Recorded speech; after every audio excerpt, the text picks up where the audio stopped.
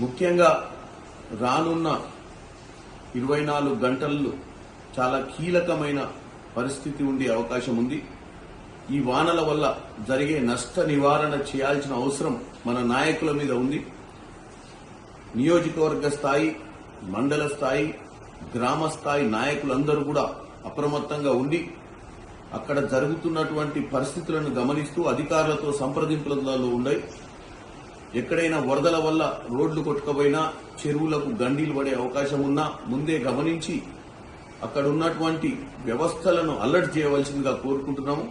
ఎందుకంటే ఇటువంటి పరిస్థితులలో ప్రజలకు మనం అండగా ఉండి ప్రాణ నష్టం గాని, ఆస్తి నష్టం గాని జరగకుండా చూడాల్సినటువంటి అవసరం ఉందని తెలియజేసుకుంటూ, నేను కూడా వీలైనంత మటుకు మీరెక్కడి నుంచైనా ఏదైనా ఇష్యూ ఉన్నా కలెక్టర్లతో గాని ఇంకా పై అధికారులతో మాట్లాడే పరిస్థితి ఉంటే నాకు కూడా తెలియజేయాల్సిందిగా కోరుకుంటున్నాను.